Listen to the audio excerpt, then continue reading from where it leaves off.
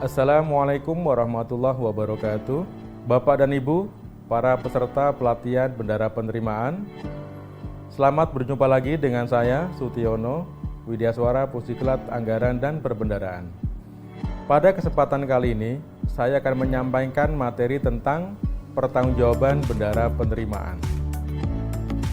Berbicara pertanggungjawaban Bendara Penerimaan, maka kita juga membicarakan mengenai tugas-tugas Bendara Penerimaan. Apa saja tugas Bendara Penerimaan?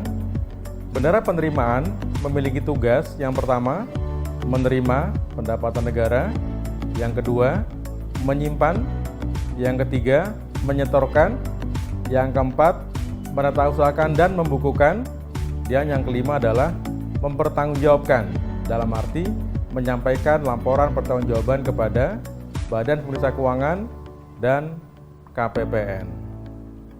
Pada saat Bendara Penerimaan melaksanakan tugas-tugas Bendara Penerimaan, maka Bendara Penerimaan bertanggung jawab secara pribadi atas uang-uang pendapatan negara yang berada di bawah pengelolaan Bendara Penerimaan.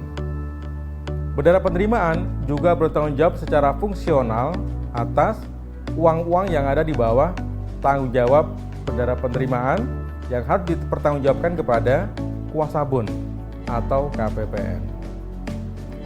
Pada saat Bendara Penerimaan melaksanakan tugas-tugas Bendara Penerimaan, sangat dimungkinkan muncul atau timbul resiko-resiko yang sangat mungkin mengarah kepada potensi kerugian negara.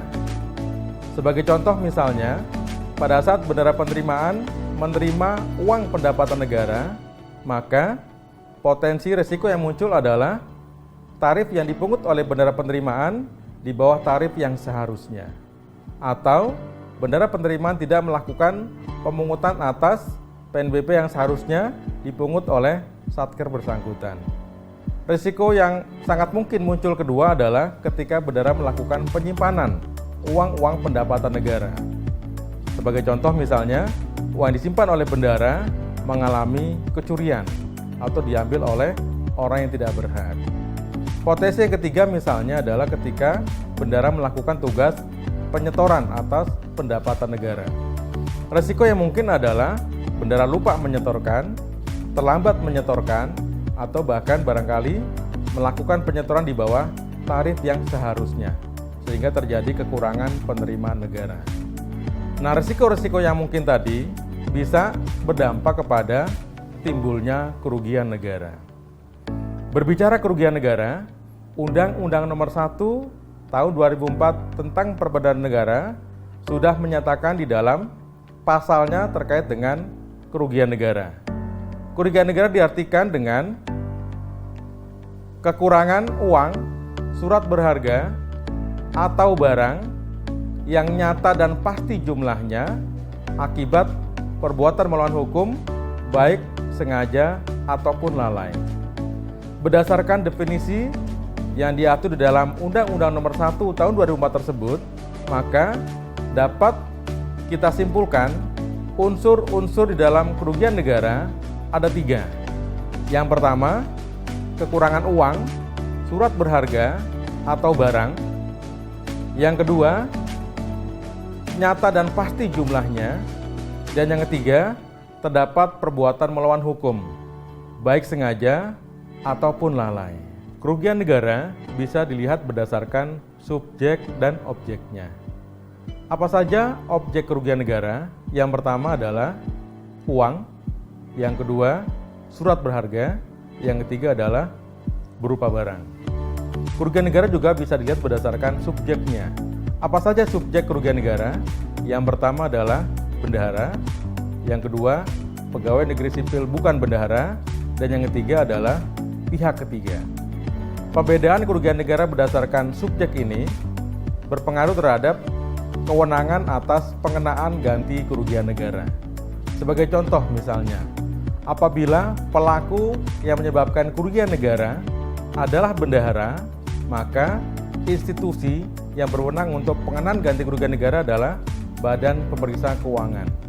Apabila pelaku yang melakukan kerugian negara adalah PNS non-bendahara, maka institusi yang berwenang untuk mengenakan kerugian negara adalah kementerian lembaga.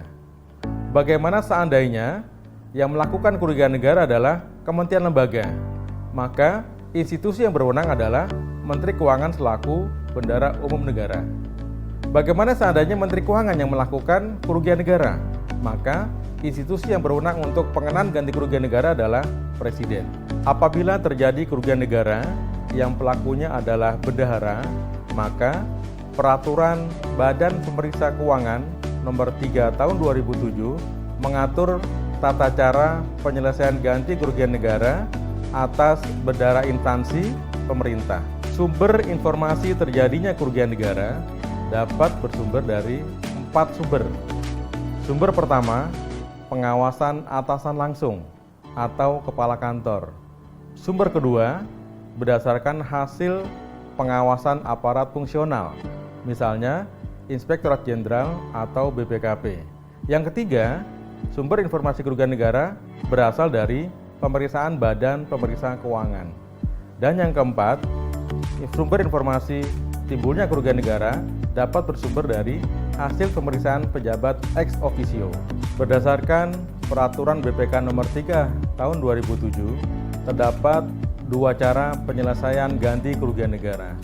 Cara pertama, dengan penyelesaian kerugian negara melalui SKTJM atau Surat Keterangan Tanggung Jawab Mutlak. Penyelesaian kedua adalah penyelesaian ganti kerugian negara menggunakan SK Pembebanan. Cara yang pertama, penyelesaian ganti kerugian negara melalui SKTJM atau Surat Keterangan Tanggung Jawab Mutlak dapat Bapak Ibu lihat pada slide berikut ini. Langkah-langkah penyelesaian ganti kerugian negara melalui SKTJM atau Surat Keterangan Tanggung Jawab Mutlak adalah: pertama, bendahara penerimaan melakukan penandatanganan SKTJM. Kemudian, selanjutnya, bendahara penerimaan melakukan penyerahan jaminan yang tertera di dalam SKTJM. Paling sedikit, jaminan diserahkan sama dengan nilai kerugian yang disebabkan oleh bendahara penerimaan. Langkah selanjutnya adalah bendahara penerimaan melakukan penggantian kerugian negara secara tunai. Setelah penggantian kerugian negara dilakukan, maka berikutnya adalah pengembalian jaminan. Pengembalian jaminan dilakukan apabila bendahara penerimaan telah lunas mengganti kerugian. Selanjutnya adalah pembuatan laporan penyelesaian SKTJM kepada BPK. Dan bagian terakhir adalah kasus kerugian negara dikeluarkan dari daftar kerugian negara. Apa saja syarat-syarat yang dibutuhkan untuk penyelesaian ganti kerugian negara dengan SKTJM? Yang pertama, jumlah kerugian negara sudah dapat diketahui jumlahnya. Yang kedua, adanya pengakuan dan pernyataan bertanggung jawab secara tertulis dan keinginan untuk mengganti dengan sukarela di dalam SKTJM.